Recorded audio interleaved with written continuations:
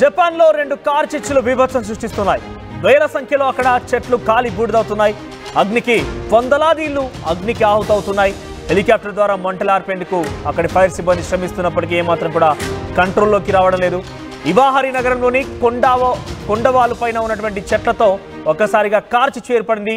ఈ ప్రభావిత ప్రాంతాల్లోని ప్రజలను ఖాళీ చేస్తున్నారు అధికారులు. మనం చూస్తున్నాం ఆర్టీవీ స్క్రీన్ పైన ఆ కార్ చిచ్చు తాలూకు దృశ్యాలు. సో పెద్ద ఎత్తున కార్ చిచ్చు అంటుకొని కొన్ని కిలోమీటర్ల మేర పూర్తిగా కూడా అగ్నికి ఆహుతైపోతోంది. గతంలో మనం చూసాం అమెరికాలో కూడా ఇదే రకంగా కార్ చిచ్చు ఏర్పడింది. అమెరికాలో కూడా పెద్ద ఎత్తున ఒక అటవీ ప్రాంతం మొత్తం కూడా ఏకంగా రిచ్ కిడ్స్, అమెరికాలో ఉన్నటువంటి ఆ రిచ్ కిడ్స్ ఇల్లు మొత్తం కూడా కాలి బూడిదైపోయాయి. చాలా హెవీగా ఉన్నటువంటి వ్యాపార సంస్థలు లేకుంటే ప్రముఖులు ఉన్నటువంటి ఏరియాలంతా కూడా. సో ఆ నేపథ్యంలో అక్కడ చాలా పెద్ద ఎత్తున కొన్ని బీభత్సాలు మనం చూసాం.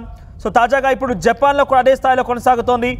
అటు అమెరికాలో ఘటన మరవక ముందే, కాలిఫోర్నియాలోని లాస్ ఏంజలస్లో ఆ యొక్క ఘటన మరవక ముందే మళ్ళీ జపాన్లో ఈ ఘటన చోటు చేసుకుంది. జపాన్లోని పశ్చిమ జపాన్లో ఈ రెండు కార్ చిచ్చులు బీభత్సం సృష్టిస్తున్నాయి. దావానలం కారణంగా పెద్ద ఎత్తున పదుల సంఖ్యలో ఇల్లు, వేల సంఖ్యలో చెట్లు కాలి బూడిదయ్యాయి. వందల మంది ఇళ్లను వదిలిపెట్టి సురక్షిత ప్రాంతాలకు తరలి వెళ్లారు. ఇవాహరి నగరంలోని ఏహిమ్ ప్రీఫెక్చర్లోని కొండవాలు పైనటువంటి ఓ చెట్లు కారు చిచ్చు కారణంగా కాలిపోతున్నాయి. హెలికాప్టర్ ద్వారా అక్కడికి అగ్నిమాపక సిబ్బంది వెళ్ళిపోయి రక్షణ చర్యలు చేపడుతున్నప్పటికీ అక్కడ కొంత ఆ మంటలను ఆర్పే ప్రయత్నం చేస్తున్నప్పటికీ ఏ స్థాయిలో కూడా కొంత అక్కడ అదుపులోకి వచ్చే ప్రయత్నం కనబడడం లేదు.